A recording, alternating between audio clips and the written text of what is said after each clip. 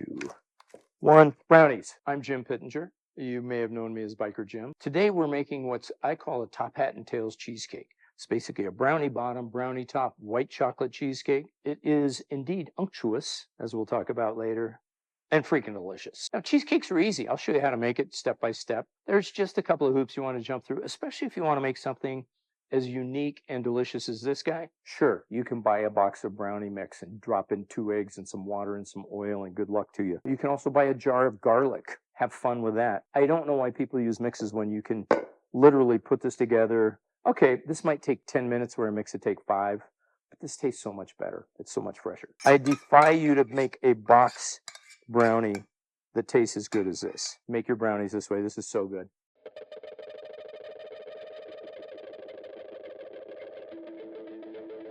Howdy. Welcome to No Apron Cooking Classes, because I have one, but I'm not breaking it out for you guys. Today we're making a cheesecake, but cheesecakes are easy. We're going to make something a little bit out of the box. I'm calling this a top hat and tails cheesecake. So give me a second. You'll see what we're doing. First off, what we're going to do, making brownies. This cheesecake is a brownie bottom, brownie top, white chocolate cheesecake. This is what you need to make brownies. 3/4 cup of flour, 1/2 cup of sugar, 8 ounces of chocolate. It's decent semi-sweet chocolate chips. You can take a bar of chocolate, cut it up if you want, break it up, do whatever you want. We're going to melt that anyway, so don't worry about it. Chocolate syrup, couple of eggs. Bring your eggs up to room temp. You'll see why in a minute. Butter, also at room temp. Chocolate syrup is like if you used to go to if you got a milkshake anywhere, I mean, a proper chocolate milkshake is not chocolate ice cream and milk. A proper chocolate milkshake is vanilla ice cream, vanilla, and chocolate syrup. Hershey's makes it. A number of other people do. Ghirardelli's, you can find all kinds of chocolate syrup around. That's a 1/4 cup of chocolate syrup. You'll see why I need it in a little bit. What it does is it adds a little smoothness to the brownie mix and a little depth of flavor. Other things that you're going to need for brownies. Baking powder, about a teaspoon. 1/2 teaspoon of salt. Teaspoon or so of vanilla. All right, first thing. Let's blend our dry ingredients, shall we? The flour, the sugar, pitch that on in there. Baking powder, salt. They say always season from up high. That was about as high as I got with that. All right, a wee whisk. I'm whisking this stuff together. You could do this in a stand mixer if you want, but it's really why dirty up a mixer when all you really need is just this bowl, right? Next step we're going to do, got our dry ingredients together. See, that took 18 seconds. We're going to make up our wet ingredients. Hold, please. Part 2 of brownies.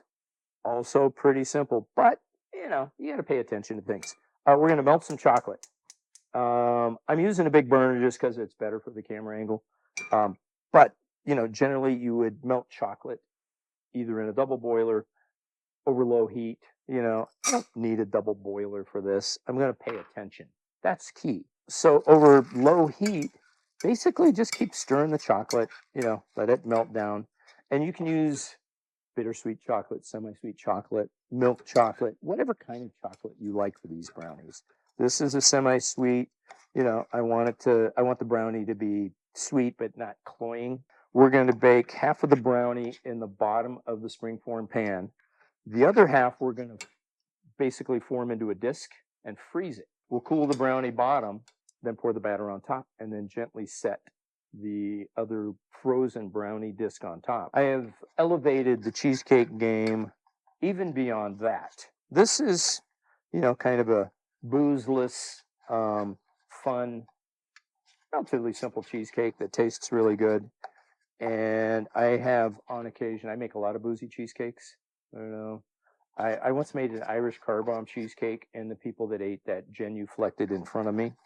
I'm not saying, I deserved that kind of attention, but I'm also not saying I didn't accept it. I have made a brownie bottom, brownie middle, brownie top, Kahlua mocha cheesecake layer on the bottom, and an amaretto white chocolate cheesecake layer on top. I'm going to say that pretty much elevated the cheesecake game about as far as you can go without just, doing weird shit. Check it out. Melted chocolate. That's about where we want it. You don't want it to get too much more than that. This is 6 tablespoons of butter at room temp. Honk it on in there. If you heard that sound, that is the sound of the oven preheating.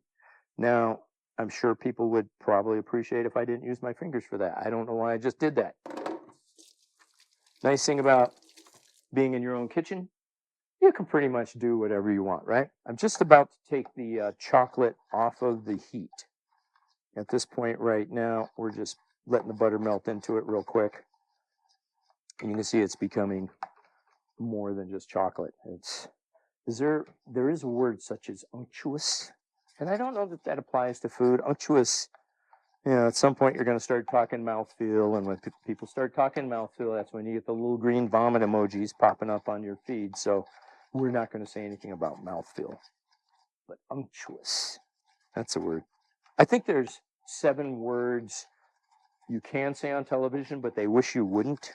Unctuous sounds like one of those, right? I think some of the other ones are like uvula or mastication. Thank you, George Carlin. Rest in peace. Boom. Butter melted. Chocolate melted. 2 eggs. Also kept at room temp. You see people crack them on the edge. I don't know why they do that. Generally, when I do that, I get shells in there. Crack them on a flat surface. The chances of you getting shell in there, pretty limited. All right. Lightly whisk the eggs up a little bit.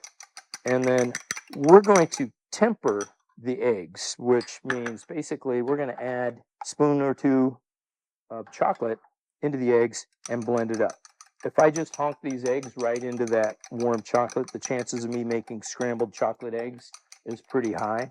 But by tempering the eggs a little bit like this, the eggs will not just turn into a coagulated mess once I throw it in there. Honking the eggs on in there. And then I'm pretty sure that our cameraman, I'm cooking, somebody else is cleaning, right? One can only hope. All right, look at this. See, this is starting to come together. It's a bit more than just chocolate and butter. It's holding together a little bit. The texture is a little streamy. That tablespoon of vanilla, pitch that in there. I'm sure there's a science behind why you put vanilla in chocolate in baking. And I'm not going to address that right now because I would just be making up. Chocolate syrup, we discussed that. Pitch that on in there. This smooths the texture out a little bit. I don't think unctuous applies anymore to the chocolate syrup, but this adds a bit of flavor and smooths the texture out. Chocolate is where most of the flavor comes from. So what this is flavored flour and sugar.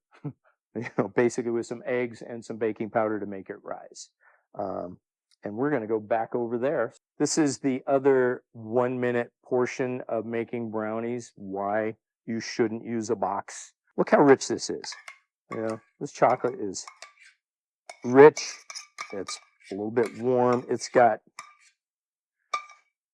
everything that you're not going to find in a box, truthfully. I mean, I defy you to make a box brownie that tastes as good as this. In about, I'll just go 7, 6, 5, 4, 3, 2, 1.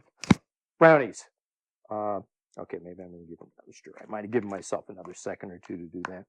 But you're not really turning this into the smoothest thing ever. Having a couple of lumps in there isn't going to hurt anything. It kind of helps with the texture. Springform pan, 9-inch pan. We didn't really talk about this pan, but as you can tell, I've lined the pan with parchment paper.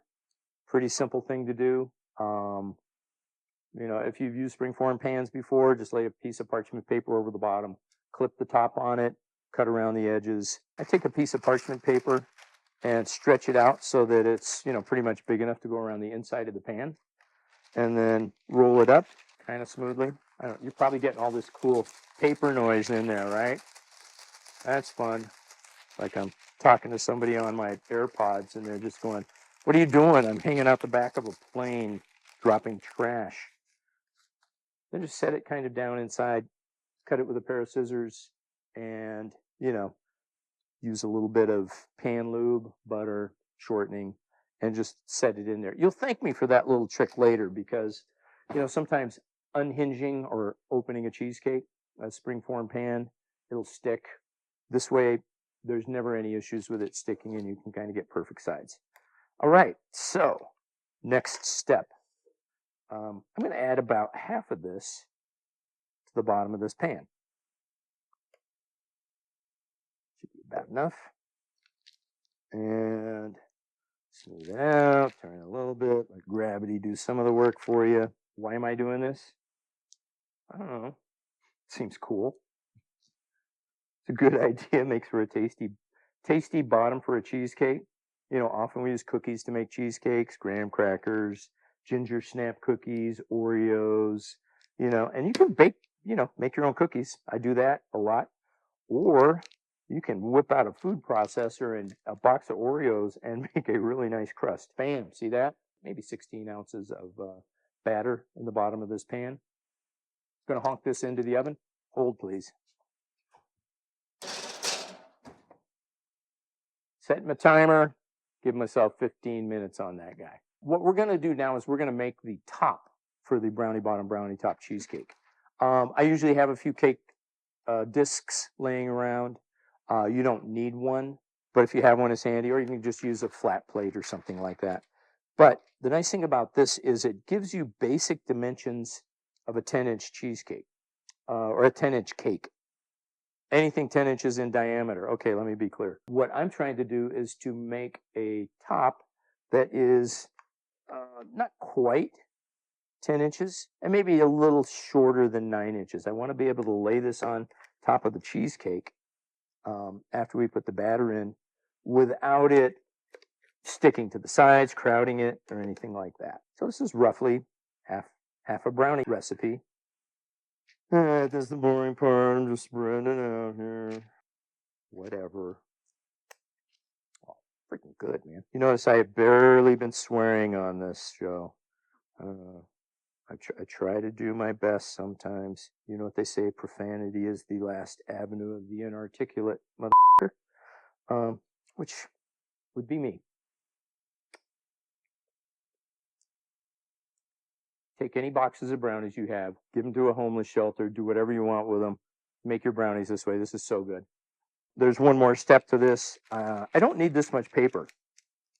You know, and they do make little discs of parchment paper, 10-inch discs, 9-inch discs, things like that that fit perfectly into cake pans. Buy them if you want, or get yourself a big honking box of parchment paper that will last you probably, if you bake like me, and I bake a lot, it'll last you maybe a month. If you bake like most normal people, it'll last you half a year. I'm just getting this out of the way. All right, too much excess. All right, then this lovely little thing's going to go in the freezer whilst we make the rest of the cheesecake. You've never heard of chocolate syrup?